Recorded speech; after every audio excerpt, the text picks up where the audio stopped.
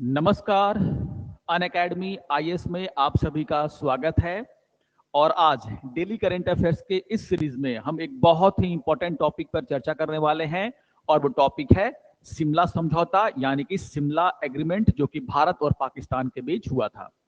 तो आप देखोगे कि इसको लेकर के कल एक बहुत ही न्यू डेवलपमेंट जो है सामने आया। जिस तरीके से कल आपने देखा होगा कि मैंने 2 वीडियो जो है अपलोड किए थे, जिसमें जो है टीआरएफ के बारे में हमने बात किया था कि ये जो जिस पर आरोप लगा है पहलगांव में, जो जिस तरीके से उन्होंने क्या किया है, अटैक किया है टूरिस्ट पर, 26 टूरिस्ट की क्या गई है, जान गई है। तो जो टीआरएफ जिसने की क्या किया, इसकी करने का जो है फैसला किया, या फिर जिस पर आरोप लगा है, वो ऑर्गेनाइजेशन को लेकर के हमने जो है क्या किया है, इस पर एक वीडियो मैंने कल अपलोड किया था।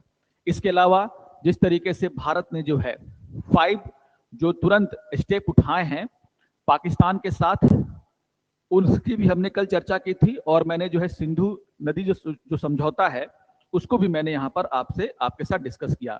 तो वो 2 वीडियो भी आप जरूर देखेंगे। और कल ही जो है पाकिस्तान में भी वहाँ की सरकार की एक बहुत ही इंपॉर्टेंट बैठक हुई, और उस बैठक में उन्होंने भी कुछ ऐसे ही मेजर्स लिए हैं जैसा कि भारत ने पाकिस्तान के विरुद्ध लिया है। और उसमें से एक जो सबसे इंपॉर्टेंट मेजर्स है वो क्या है, शिमला समझौता को सस्पेंड करना। तो आप देखोगे कि पाकिस्तान सस्पेंड शिमला एग्रीमेंट, और समझेंगे हम लोग कि ये एग्रीमेंट है क्या, इसका इंपैक्ट जो है भारत और पाकिस्तान के रिश्तों पर, रिलेशनशिप पर कैसा पड़ेगा, इन सभी के ऊपर हम लोग डिटेल डिस्कशन करने वाले हैं। शिमला एग्रीमेंट में कौन कौन सी बातें कही गई थी, और अगर ये एग्रीमेंट सस्पेंड होता है तो इसका असर दोनों देशों के रिलेशनशिप पर कैसा पड़ेगा। ये बहुत ही इंपॉर्टेंट टॉपिक है एग्जाम पॉइंट ऑफ व्यू से। तो शुरू करते हैं आज के इस पूरे के पूरे सेशन को। तो जैसा कि मैंने कहा कि कल ही अगर आप देखोगे तो पाकिस्तान सरकार की तरफ से एक प्रेस कॉन्फ्रेंस की गई, एक मीटिंग की गई थी उनकी, और वहां पर उन्होंने कुछ स्टेप्स लिए हैं कि क्या क्या वो करेंगे। क्योंकि भारत ने इससे पहले जो 5 प्रकार के स्टेप्स लिए हैं पहलगाम अटैक को देखते हुए, कहीं ना कहीं इसको एक रिटेलिएशन माना जा रहा है पाकिस्तान सरकार की तरफ से। तो अगर हम देखेंगे तो पाकिस्तान ने क्या कहा कि सबसे पहले तो उन्होंने ये कहा कि जो शिमला एग्रीमेंट हुआ था 1972 में भारत और पाकिस्तान के बीच में, जो बांग्लादेश के मुद्दे पर जो हमारे और पाकिस्तान के साथ जो युद्ध हुआ, उसके बाद जो एग्रीमेंट हुआ, उस एग्रीमेंट को ये क्या करेंगे, सस्पेंड कर रहे हैं। तो 1972 का जो शिमला समझौता है उसको उन्होंने क्या किया है, सस्पेंड करने की बात कही है, यानी कि उसमें जो लिखी हुई बातें हैं उसको अब वो नहीं मानेंगे। दूसरा, उन्होंने ये कहा कि जो पाकिस्तानी एयर स्पेस है उसको जो है इंडियन ऑपरेटेड जो एयरलाइंस हैं उनके लिए शट डाउन किया जाएगा, बंद किया जाएगा। यानी कि जो भारतीय एयरलाइंस जो पाकिस्तानी जो एयर स्पेस है उसका इस्तेमाल करते होंगे, अब वो जो है इसका इस्तेमाल नहीं कर पाएंगे, पाकिस्तान से होकर के वो उड़ान नहीं भर पाएंगे। तो एक मेजर ये लिया गया। दूसरा, जिस तरीके से भारत ने भी जो वाघा अटारी बॉर्डर है उसको क्लोज करने की बात कही थी, पाकिस्तान ने भी कहा है कि जो वाघा बॉर्डर है उसको वो क्या करेंगे, क्लोज करेंगे। यानी कि वहां से जो ट्रांजिट होता था, जो ट्रेड होता था, लोगों की आवाजाही होती थी, उसको क्या कर दिया गया है, पूरी तरीके से यहां पर रोक दिया गया है। इसके अलावा आप देखोगे कि जो जैसे मैंने कल भी आपको बताया था कि भारत ने जो है पाकिस्तान के जो नेशनल्स हैं उनके लिए, जो पाकिस्तानी नागरिक हैं उनके लिए जो सार्क वीजा था उसको सस्पेंड कर दिया है। इसी तरह की बात यहां पर पाकिस्तान ने कही है कि पाकिस्तान क्या कर रहा है, जो सार्क वीजा है वो भारतीयों के लिए सस्पेंड कर रहा है, एक्सेप्ट सिख पिलग्रिम्स। मतलब जो आप देखोगे जो सिख समुदाय के लोग हैं जो पाकिस्तान जाते हैं अपने धर्म स्थल पर उसको विजिट करने के लिए, उनको छोड़ करके, यानी कि जो सिख श्रद्धालु हैं उनको छोड़ करके बाकी और किसी नागरिक को भारत के, उनको जो है सार्क वीजा को क्या कर दिया गया, उनके लिए सस्पेंड कर दिया गया है। तो ये एक बात यहां पर कही। यहां पर जिस तरीके से आपने देखा हो, कल हमने बात की थी, उस वीडियो को आप लोग जरूर देखिएगा। कल जो 2 वीडियो आए हैं उसको जरूर से आपको क्या करना है, देखना है। और कल भी मैंने आपको बताया था कि जो भारत ने मेजर्स लिए हैं, जो कदम उठाए हैं, उसमें से एक कदम क्या था कि जितने भी पाकिस्तान के एयर डिफेंस, नेवल और मतलब कि डिफेंस और एयरफोर्स, नेवी के जितने भी क्या हैं एडवाइजर्स हैं, उनको जो है भारत से निकाला जाएगा। यही मेजर्स क्या किया है, पाकिस्तान ने भी लिया है। और पाकिस्तान ने भी कहा है कि जो इंडियन डिफेंस से जुड़े हुए जो लोग हैं, या फिर जो एयरफोर्स नेवी के जो एडवाइजर्स जो पाकिस्तान में है उनको क्या किया जाए, वहां से हटाया जाएगा। और उसी तरीके से आप देखोगे जैसे भारत ने क्या कहा था कि जो हाई कमीशन है यानी कि उच्चायोग है, दूतावास है भारत का पाकिस्तान में, उसमें जो पर्सनल्स की संख्या है उसको वो कम करने जा रहा है। उसी तरीके से पाकिस्तान ने भी ये कहा है कि जो भारत में उसके जो स्टाफ हैं उनकी संख्या वो क्या करने वाला है, कम करने वाला है। तो इस तरह के आप देखोगे बातें यहां पर पाकिस्तान सरकार ने कही है, लगभग लगभग वही सारी चीजें हैं जो भारत ने पाकिस्तान के लिए कही थी। तो जो स्टेप भारत ने उठाया है उसी तरह का स्टेप पाकिस्तान ने भी उठाया है। जिस तरीके से भारत ने यह कहा कि जो इंडस वाटर ट्रीटी है उसको वो सस्पेंड कर रहा है, तो यहां पर पाकिस्तान क्या कह रहा है कि हम क्या करेंगे, जो शिमला समझौता है, जो शिमला एग्रीमेंट है, उसको हम लोग क्या करेंगे, सस्पेंड कर देंगे। और यहां पर कल पाकिस्तान की सरकार के द्वारा यह कहा गया कि अगर भारत जो है इंडस वाटर ट्रीटी को सस्पेंड करता है और जो नदियां जिसका पानी पाकिस्तान को मिल रहा था उसको रोकने का प्रयास करता है, तो माना जाएगा कि भारत क्या कर रहा है, एक्ट ऑफ वॉर, यानी कि एक तरीके से पाकिस्तान के विरुद्ध उसको क्या समझा जाएगा, युद्ध समझा जाएगा। तो ये बातें यहां पर पाकिस्तान की सरकार ने कल कही है भारत को लेकर के, ठीक है ना। तो ये सारी बातें सबसे पहले आपको ध्यान में रखना है कि पाकिस्तान के सरकार की कल की बैठक में क्या क्या बातें कही गई हैं, बहुत इंपॉर्टेंट है ये। अब देखिए कि आगे हम लोग जो है सबसे इंपॉर्टेंट जो खबर है, यानी कि शिमला एग्रीमेंट को लेकर के, कल मैंने आपको जो इंडस वाटर ट्रीटी है उसको क्लियर किया था, उसके इफेक्ट को क्लियर किया था, और अब आप देखोगे कि हम लोग बात करेंगे शिमला समझौते के ऊपर। आखिर ये है क्या, और क्या सही में भारत को इससे नुकसान होने वाला है कि ऑलरेडी पाकिस्तान को यहां पर इससे नुकसान होने वाला है, इस पर हम लोग क्या करेंगे, जनरली बात करेंगे। तो आगे बढ़ेंगे हम लोग, लेकिन आगे बढ़ने से पहले जो कल के न्यूज थे उसको आपको ध्यान में रखना है। कुछ और इंफॉर्मेशन है जिसको हम लोग पहले देख लेते हैं, उसके बाद हम लोग शिमला एग्रीमेंट पर क्या करेंगे, चर्चा करेंगे। जैसा कि आप लोग जो करंट अफेयर्स के नोट्स हैं, जो प्रीवियस ईयर के क्वेश्चंस हैं, जो वीकली नोट्स हैं, अगर आप लेना चाहते हैं तो आप हमारे वेबसाइट को विजिट कर सकते हैं, और वहां पर ये सारे के सारे जो है चाहे वो मैगजीन हो, चाहे वो पिछले वर्षों के प्रश्न हो, या फिर आप देखोगे जो साप्ताहिक समाचार पत्र आता है करंट अफेयर जुड़ा हुआ, एनसीईआरटी के नोट्स हो, उन सभी को आप फ्री में क्या कर सकते हैं, डाउनलोड कर सकते हैं। तो बस आपको क्या करना है, अनअकैडमी के वेबसाइट पर विजिट करना है। इसके अलावा अगर आप यूपीएससी की तैयारी कर रहे हैं तो यहां पर आपको ध्यान में रखना है कि प्रीलिम्स 2026 को लेकर के हमने क्या किया है, टेस्ट सीरीज शुरू कर दिया है, जिसको ज्वाइन करके आप अपने क्रैक करने की जो संभावना है प्रीलिम्स 2026 को, उसको बढ़ा सकते हैं।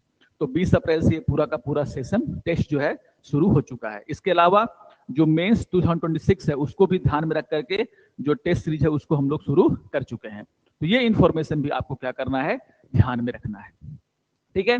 अब आगे बढ़ते हैं और देख लेते हैं आज के पूरे न्यूज को कि आखिर ये शिमला समझौता है क्या, कब किया गया, और इसमें कौन कौन सी इंपॉर्टेंट बातें कही गई हैं। ओके, तो जब हम बात करते हैं शिमला समझौते की तो आपको ध्यान में रखना है 1971 का वार, यानी कि 1971 का जो युद्ध हुआ किसके बीच में, भारत और पाकिस्तान के बीच में, ये उसी से क्या है, जुड़ा हुआ है।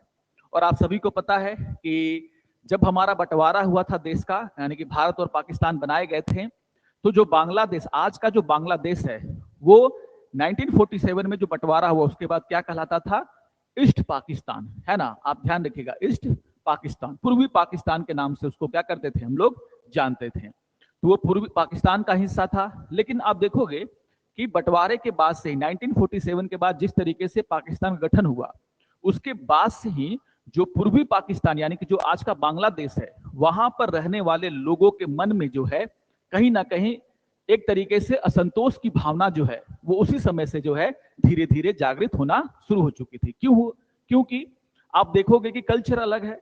जो आज का बांग्लादेश है, वहां पर रहने वाले जो लोग हैं उनकी भाषा अलग है, वो बंगाली बोल रहे हैं, उनका कल्चर अलग है, पॉलिटिकल इंपावरमेंट उनका नहीं हो रहा था। देखिए 1971 का जो वॉर हुआ, यानी कि बांग्लादेश को अलग करने की जो मांग हुई, उसमें सबसे बड़ा रोल क्या किसने अदा किया था, भेदभाव ने। जो ईस्ट पाकिस्तान था, मतलब पूर्वी पाकिस्तान था, उसमें आप देखोगे कि जो आज का बांग्लादेश है, वहां के लोग क्या कहते थे कि पॉलिटिकल एम्पावरमेंट जो है हमारा नहीं हुआ। यानी कि जो पाकिस्तान है उसमें जो भी सरकारें बन रही थी उसमें आप देखोगे कि अनदेखी की जा रही थी किसकी, पूर्वी पाकिस्तान के लोगों की। तो एक तो है उसमें पॉलिटिकल एम्पावरमेंट का एक बहुत बड़ा क्या था, रोल था।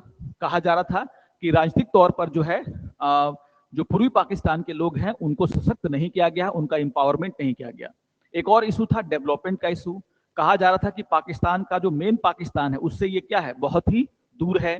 तो कहीं ना कहीं जो पूर्वी पाकिस्तान था, जो आज का बांग्लादेश है, कहा जाता था कि जो पाकिस्तान की जो सरकार है वो उसकी अनदेखी करती है, उनका डेवलपमेंट नहीं है, भुखमरी है, गरीबी है, अशिक्षा है।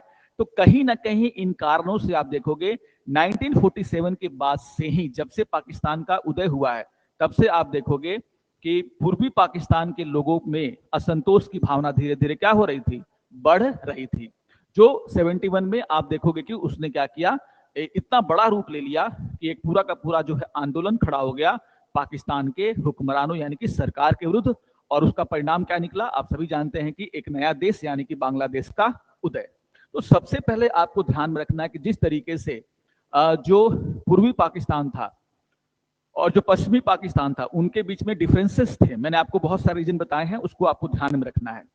उसके कारण आप देखोगे कि बांग्लादेश में जो है पाकिस्तान की सरकार के खिलाफ आंदोलन शुरू हुए। और आप देखोगे कि 25 मार्च 1971 को आप देखोगे कि पाकिस्तान आर्मी ने क्या किया, जो भी वहां पर विरोध हो रहा था, विरोध प्रदर्शन हो रहा था किसके खिलाफ, पाकिस्तान की सरकार के खिलाफ, उसको दबाने के लिए पाकिस्तान की सेना ने क्या किया, एक ऑपरेशन शुरू किया जिसको बोला जाता है ऑपरेशन सर्च लाइट। बहुत ही इंपॉर्टेंट बात है जिसको कि आपको ध्यान में रखना है ना। यानी कि जो भी ऑपोजिशन वहां पर थे, जो भी लोग क्या कर रहे थे, पाकिस्तान सरकार के खिलाफ आंदोलन कर रहे थे, उनको ब्रुटेलिटी के जरिए, है ना, उनकी सेना ने क्या किया, उस पूरे के पूरे आंदोलन को दबाने का प्रयास किया।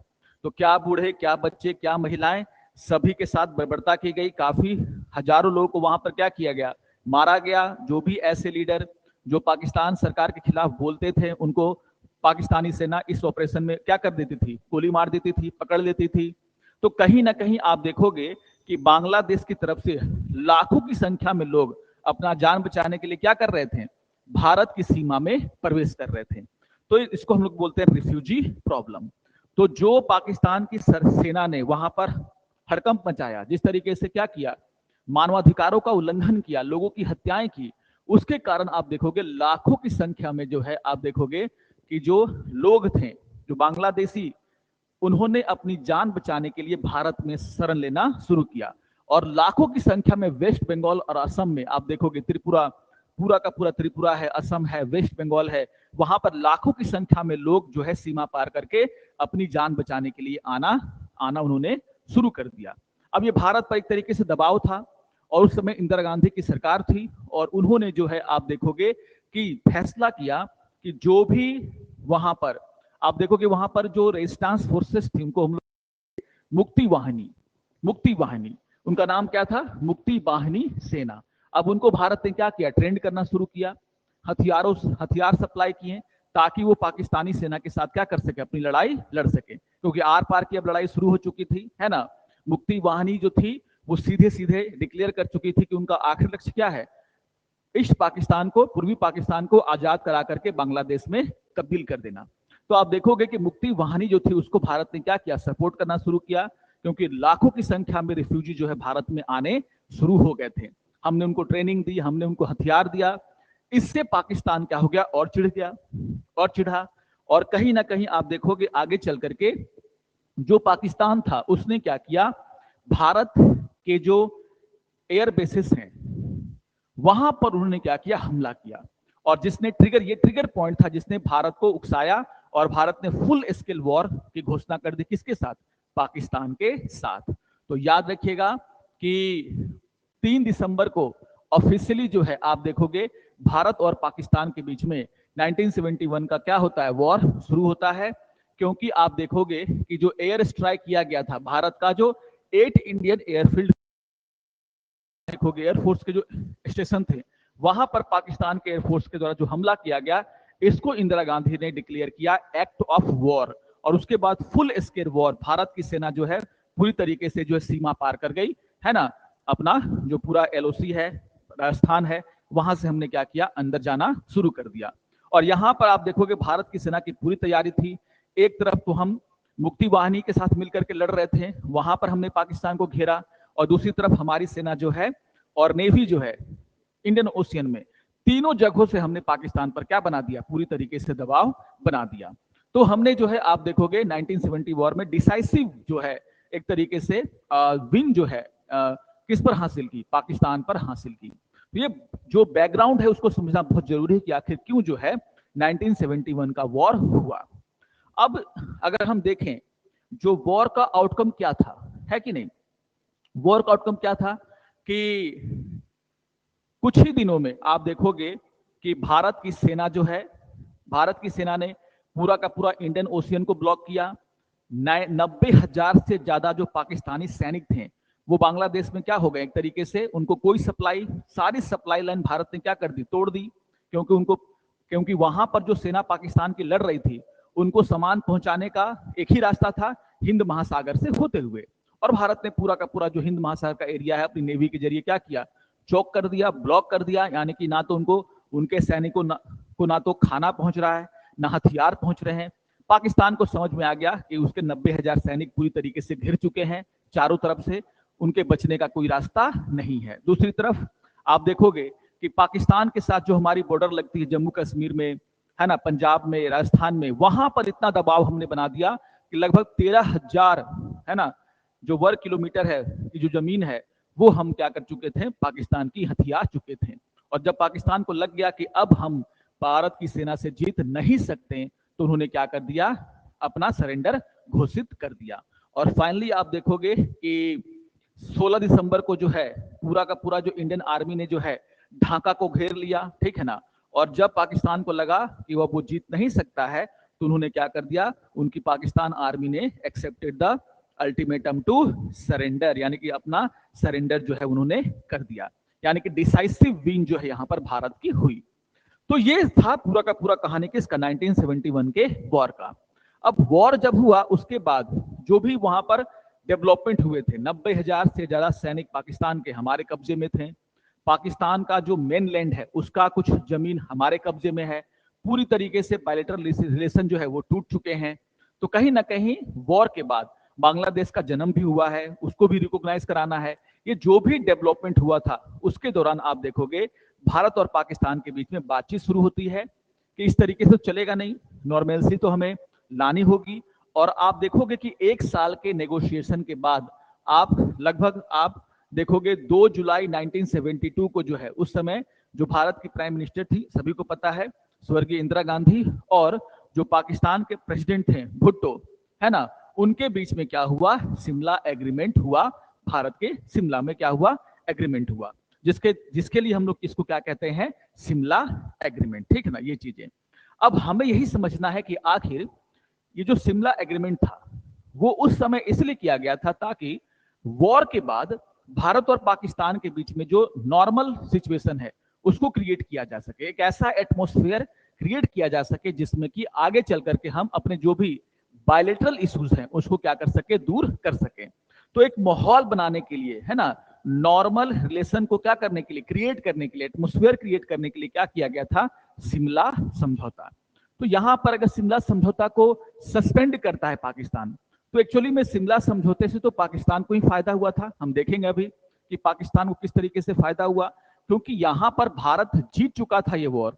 और अगर भारत चाहता तो किसी भी तरीके से कोई भी कंडीशन रख करके क्या करता, पाकिस्तान को, आज पाकिस्तान की बहुत सारी जमीन हमारे हाथों में होती। लेकिन भारत ने एक सॉफ्ट नेशन का क्या किया, परिचय दिया कि हम ऐसे देश नहीं है जो किसी की भूमि को क्या कर ले, हड़प ले, ठीक है। वो एक सिचुएशन थी, रिफ्यूजी प्रॉब्लम था, और वहां पर भारत ने क्या किया, पाकिस्तान के साथ उसको युद्ध करना पड़ा। लेकिन भारत एक ऐसा देश नहीं है जो किसी दूसरे देश की जमीन को हड़प ले, उसकी चीजों को अपना बना ले। तो हमने एक तरीके से अपनी छवि को और ठीक करने का यहाँ पर प्रयास किया था, ठीक है ना, ये चीजें। तो आप देखोगे कि सबसे इंपॉर्टेंट हो जाता है कि जिस शिमला एग्रीमेंट को यहाँ पर सस्पेंड करने की बात कर रहा है पाकिस्तान, वो शिमला जो समझौता था वो पाकिस्तान के पक्ष में ही था। और उस समय जिस तरीके से भारत अपर हैंड था पाकिस्तान के ऊपर, भारत ने एक तरीके से एहसान किया किसके ऊपर, पाकिस्तान के ऊपर, कि उसकी सेना और उसकी जमीन दोनों हमने क्या कर दी, वापस कर दी। तो सबसे इंपॉर्टेंट है कि आखिर हम ये समझ सके का पूरा जो एम था वो क्या था, कि भारत और पाकिस्तान के बीच में जो भी बायलैटरल इशू है इंक्लूडिंग कश्मीर, उसका बातचीत के माध्यम से क्या करना, हल करना, ये सब चीजें है ना, एक ऐसा एटमोस्फेयर बना जिसमें कि दोनों शांतिपूर्वक क्या कर सके, रह सके। तो यहां पर जिस तरीके से शिमला समझौते को सस्पेंड करने की बात कही है पाकिस्तान ने, तो सबसे पहले हमें जानना होगा कि आखिर जो शिमला एग्रीमेंट था उसमें कौन कौन से इंपॉर्टेंट पॉइंट्स हैं। तब हमें समझ में आया कि आखिर यहां पर पाकिस्तान को नुकसान होने वाला है या फिर इसका इंपैक्ट जो है दोनों देशों के रिलेशनशिप पर क्या पड़ेगा। ओके, तो शिमला समझौते को अगर आप देखोगे, यहां पर एक मैंने सैंपल दिया है, आप यही है शिमला समझौते का, आप देख सकते हो यहां पर काफी सारी बातें लिखी हुई हैं, लेकिन जो मेन बातें थी मैं आपको यहां पर समझा देता हूं। अगर आप शिमला समझौते की बात करोगे तो देखो पहला ही बात यहां पर यह कहा गया है कि दोनों देश जो है, जो संयुक्त राष्ट्र का क्या है, चार्टर है, यूनाइटेड नेशन चार्टर, और उसमें जिस तरीके से दो देशों के बीच में जो भी इश्यूज हैं, जो भी प्रॉब्लम्स हैं, उनको दूर करने के लिए बातचीत की बात कही गई है, जो वहां पर सिद्धांत रखे गए हैं, वही सिद्धांत जो है भारत और पाकिस्तान क्या करेंगे, अपने जो भी बायलैटरल इश्यूज हैं उनको दूर करने में इस्तेमाल करेंगे, उसका उपयोग करेंगे। तो साफ साफ कहा गया सबसे पहला पॉइंट कि that the principle and the purpose of the charter of the United Nation shall govern the relation between the two country, यानी कि भारत और पाकिस्तान के बीच में जो रिलेशनशिप है उनमें हम क्या करेंगे, संयुक्त राष्ट्र चार्टर में जो सिद्धांत हैं, जो उद्देश्य हैं, उनके उनके आधार पर हम क्या करेंगे, अपने अपने दोनों देशों के संबंधों को विकसित करने का प्रयास करेंगे। ओके, तो संयुक्त राष्ट्र चार्टर क्या कहता है, उसका अगर एक लाइन आप देखोगे तो क्या कहता है कि एक दूसरे के देश जिनके बीच में क्या है, डिस्प्यूट है, तो वो कभी भी फोर्स का इस्तेमाल नहीं करेंगे, वो बातचीत के माध्यम से क्या करेंगे, एक समाधान निकालने का प्रयास करेंगे।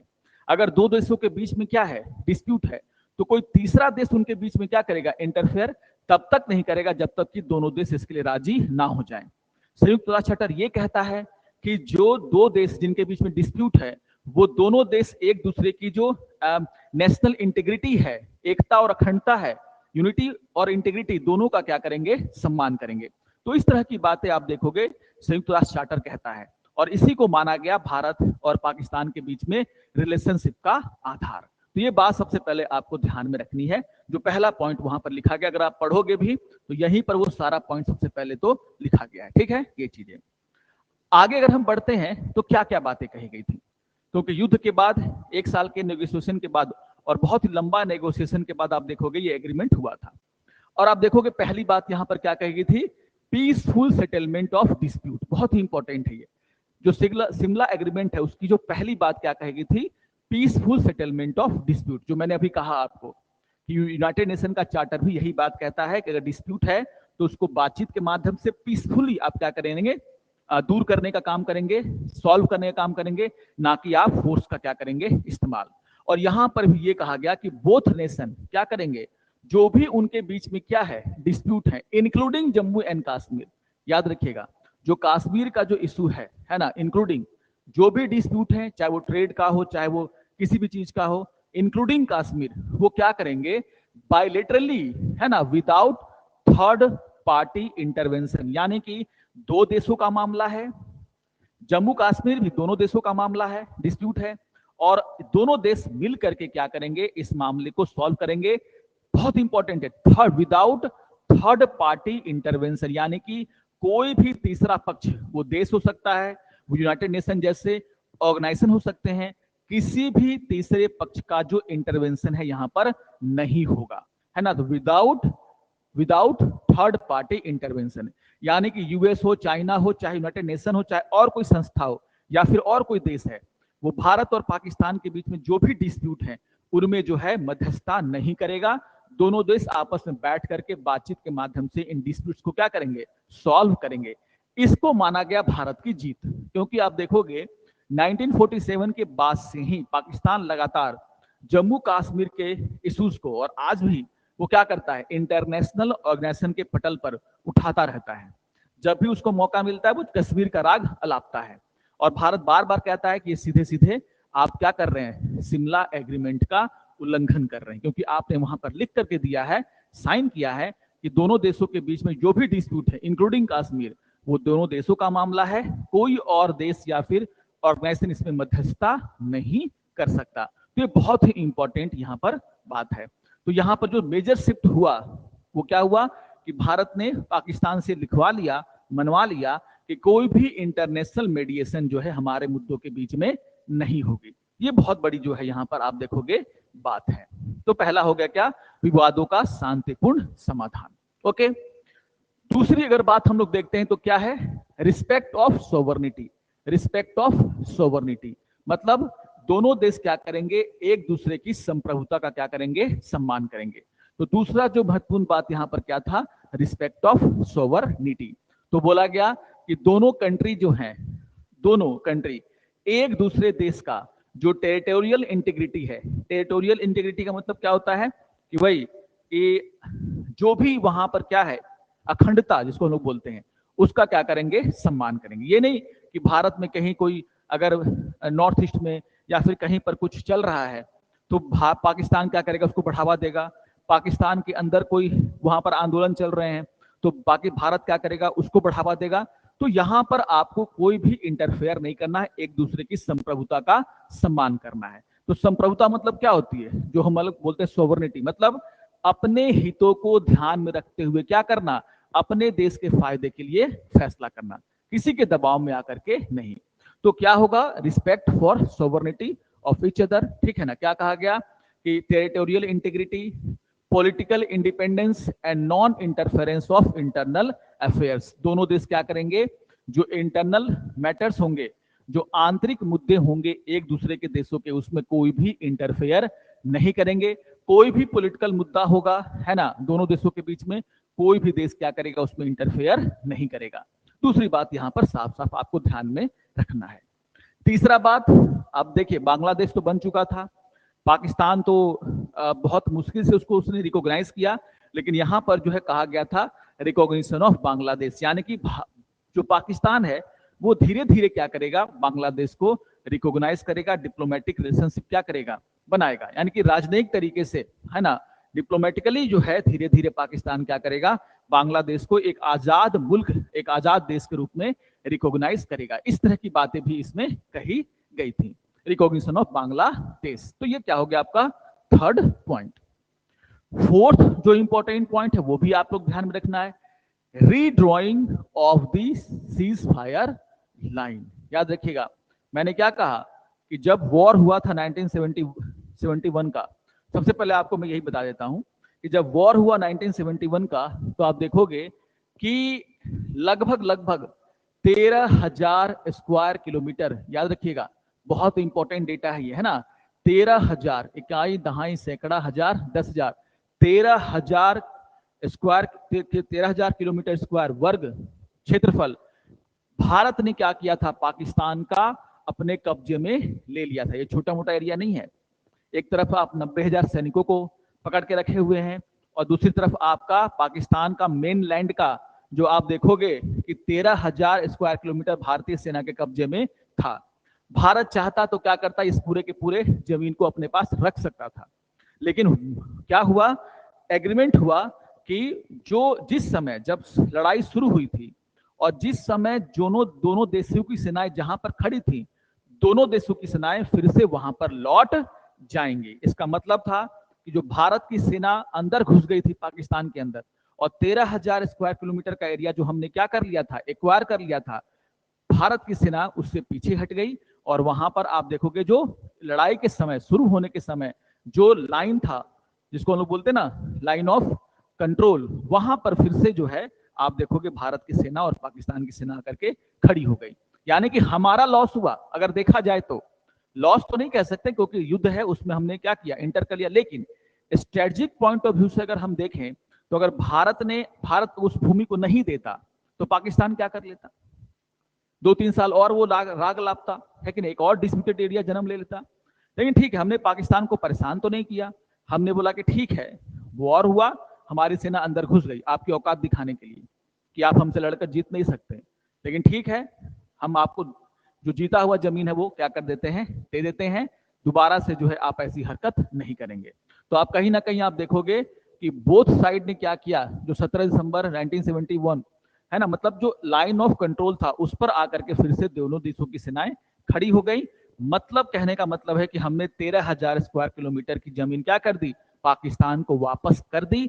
और जो वॉर के पहले जो हमारे दोनों देशों के बीच में लाइन ऑफ कंट्रोल था, हमारी सेनाएं वहां पर आकर के खड़ी हो गई। लेकिन सबसे इंपॉर्टेंट ये है कि है ना, ये जो है इसलिए किया गया था ताकि LOC को क्या कर दिया जाए, एस्टेबलाइज कर दिया गया। ये कहा गया कि हम आके खड़े तो हो जाएंगे जहां से वॉर शुरू था वहां पर, लेकिन पाकिस्तान को जो है LOC को स्टेबलाइज करना होगा, कोई गोलीबारी नहीं होनी चाहिए, सीमा पार से आप आतंकवाद नहीं भेजेंगे, इस तरह की बातें यहां पर कही गई थी। ठीक है ना, ये चीजें, तो ये बहुत ही इंपॉर्टेंट बात है जिसको आपको ध्यान में रखना है, तभी आप समझ पाएंगे कि आखिर ये सस्पेंड करने की जो पाकिस्तान बात कर रहा है, उससे लग रहा है ऐसे कि उसने सस्पेंड कर दिया तो भारत को उससे लॉस है। अरे भाई, आप सस्पेंड कर रहे हैं तो हो सकता है भारत आपसे ये कह दे कि ठीक है, जो 13,000 स्क्वायर किलोमीटर है जो हमने एक्वायर कर रखा था वो हमें लौटा दीजिए, है ना।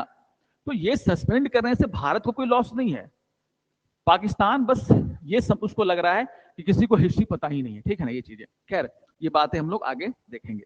तो मैंने क्या कहा, एक और बात के रिटर्न ऑफ टेरिटरी, तो जो भी 13,000 स्क्वायर किलोमीटर भारत ने क्या किया था, कैप्चर किया था, उसको गुडविल के, है ना, और पीस के चलते, शांति के चलते भारत ने क्या कर दिया, वापस कर दिया, क्योंकि एक और डिस्प्यूटेड एरिया हम क्रिएट करना नहीं चाहते थे। क्योंकि अगर हम रख लेते तो पाकिस्तान ऐसे तो नहीं मानता, वो भी क्या करता, हमेशा जो है क्या करता, उसको पाने के लिए कोशिश करता, आतंकवाद को बढ़ावा देता, भारत पर हमले करता, और इसी में हम उलझ करके रहना नहीं चाहते थे।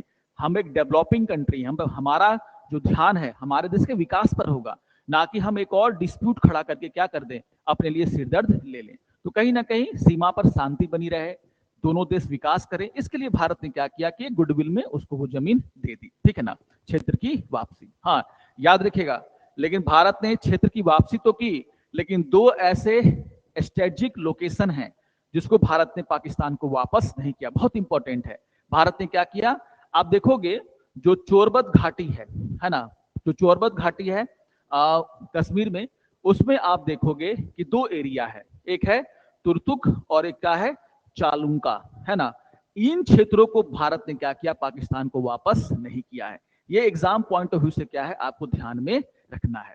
तो जो चोरबत घाटी है, वहां पर आप देखोगे दो ऐसे लोकेशन हैं जिसको भारत ने उस समय जो हथियाया था, उसके बाद पाकिस्तान को वापस नहीं किया। और वो कौन कौन से दो जगह हैं, तुर्तुक और दूसरा क्या है, चालुंका, चालुंका, ठीक है ना, तुर्तुक और चालुंका। तो चोरबत वैली में हमने दो स्ट्रेटेजिक लोकेशन उनको वापस नहीं किए। ठीक है ना, ये बात आप ध्यान में जरूर रखिएगा। इसके अलावा आप देखोगे कि कहा गया नॉर्मलाइजेशन ऑफ डिप्लोमेटिक टाइज, मतलब कि राजनयिक संबंधों का क्या करना, सामान्यकरण, मतलब जो भी दूतावास बंद हो गए थे, एक दूसरे के दूतावास को खोला जाएगा, है ना। दोनों देश एक दूसरे के दो देश के लोगों को क्या करेंगे, वीजा प्रदान करेंगे, आवाजाही शुरू होगी, जिससे कि रिलेशनशिप क्या होगा, थोड़ा सा नॉर्मलाइज हो जाए। तो क्या बोला गया, नॉर्मलाइजेशन ऑफ डिप्लोमेटिक टाई। ठीक है ना, ये चीजें कल्चर रिलेशन को बढ़ावा देंगे। ठीक है ना, तो जो पीपुल टू पीपुल कॉन्टेक्ट था, ट्रेवल था, ट्रेड था, जो ट्रेड लिंक्स थे, उसको क्या कर दिया जाएगा, फिर से ओपन कर दिया जाएगा, जिससे कि एक नॉर्मल जो रिलेशनशिप है दोनों देशों के बीच में क्या हो सके, डेवलप हो सके। तो ये सारी बातें आपको सबसे पहले ध्यान में रखनी है। इसके अलावा क्या किया, सबसे important, release of prisoners of war, है ना। हम लोग क्या जानते हैं, 90,000 से ज्यादा, यानी कि 93,000 के करीब पाकिस्तानी सैनिकों को भारत ने क्या कर लिया था, पूर्वी पाकिस्तान यानी कि जो आज का क्या है बांग्लादेश, उसमें घेर लिया था। और भारत ने कहा कि इन 93,000 जो पाकिस्तानी हैं उनको हम लोग क्या करेंगे, आपको वापस कर देंगे। तो ये आप देखोगे कि वॉर खत्म होने के बाद इतनी भारी संख्या में हमने क्या किया, पाकिस्तान के सैनिकों को मारा नहीं, उनको वापस कर दिया। तो एक तरीके से भारत की छवि जो है, आप देखोगे कि एक बहुत ही उदार देश, एक बहुत ही शांतिप्रिय देश के रूप में क्या कही, सामने आई। तो जिसका आज तक हमें क्या मिलता है, फायदा मिलता है। तो ये सारी बातें आप लोग ध्यान रखेंगे कि शिमला समझौते में क्या क्या इंपॉर्टेंट बातें कही गई थी। और सबसे इंपॉर्टेंट क्या है कि हमने 93,000 सैनिकों को लौटाया, हम एलओसी पर आकर के फिर से खड़े हो गए, 13,000 स्क्वायर किलोमीटर हमने क्या किया, वापस किया।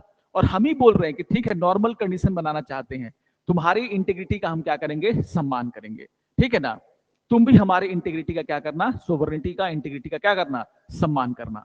तो ये बातें जो है आप देखोगे सबसे इंपॉर्टेंट तरीके से आपको ध्यान में रखना है।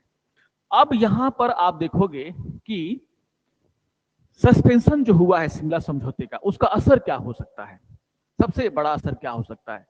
सबसे इंपॉर्टेंट बात क्या है कि आपको ध्यान में रखना है कि शिमला समझौते में सबसे जो इंपॉर्टेंट बात कही गई थी वो क्या था कि जितने भी बायलेटरल इश्यूज हैं, including Jammu and Kashmir, including Kashmir, वो क्या है, भारत और पाकिस्तान की द्विपक्षीय यानी कि बायलेटरल इश्यूज हैं। और उसमें कोई भी तीसरा देश, कोई भी तीसरा ऑर्गेनाइजेशन इंटरफेयर नहीं करेगा। ये भारत की सबसे बड़ी जीत थी। यानी कि पाकिस्तान पर कहीं ना कहीं ये अंकुश लगाने में भारत कामयाब हो गया कि जो चीन को, यूनाइटेड नेशन को, यूएस को, या फिर आप देखो कि जगह जगह जाकर के जो राग अलापता है वो कश्मीर का, कहीं ना कहीं उस पर पाबंदी लगाने की भारत ने क्या कही, बात कही। और भारत ने साफ साफ कह दिया कि तीसरे देश की मध्यस्थता हम स्वीकार नहीं करेंगे। अब अगर आप देखोगे कि शिमला जो है क्या है, समझौता को सस्पेंड कर रहा है कौन, पाकिस्तान। इसका मतलब है कि वो क्या मांग करेगा, यूएन में जाकर के मांग करेगा कि यूएन इंटरफेयर करे। वो जो है आप देखोगे बहुत सारे ऐसे संगठन हैं, वहां पर जाकर के क्या कर सकता है, मांग कर सकता है कि वो क्या करे, कश्मीर के मामले में इंटरफेयर करे। जैसे आप देखोगे इस्लामिक कॉपरेशन जो है, ओआईसी हम लोग बोलते हैं, ऑर्गेनाइजेशन ऑफ इस्लामिक कॉपरेशन। तो मुस्लिम देशों का क्या एक बड़ा संगठन है ओआईसी, वहां पर ये जाकर के राग अलाप सकता है कि कश्मीर में आप देखिए इंटरफेयर कीजिए। यूएन में जाकर के राग अलाप सकता है कि आप इंटरफेयर कीजिए। चाइना जो कि उसका क्या है, ऑल वेदर फ्रेंड है ना, उसको पास जा सकता है कि आप इंटरफेयर कीजिए इस मामले में। तो कहीं ना कहीं पाकिस्तान जो है बहुत ज्यादा होगा तो क्या करेगा, जो वो बातें कहेगी थी शिमला समझौते में कि कश्मीर हो, आतंकवाद हो, चाहे और भी इश्यूज हैं, वो दोनों देशों के बीच क्या है, बायलेटरल इश्यूज हैं। यहां पर शिमला सस्पेंड होगा तो कहीं ना कहीं पाकिस्तान क्या करेगा, जो पूरा का पूरा इशू है, कश्मीर का जो इशू है, उसको वो इंटरनेशनलाइज करने का क्या करेगा, प्रयास करेगा। वो पहले से भी कर रहा है, अब और ज्यादा वो कर सकता है। ये चीजें हैं, पहली बात तो ये, ठीक है ना। हम तो यही कह रहे हैं ना, हम तो पाकिस्तान को पहले ही लगभग आइसोलेट कर चुके हैं पूरे दुनिया में, लेकिन हो सकता है कि इन चीजों को वो पाकिस्तान क्या करे, यूज करे।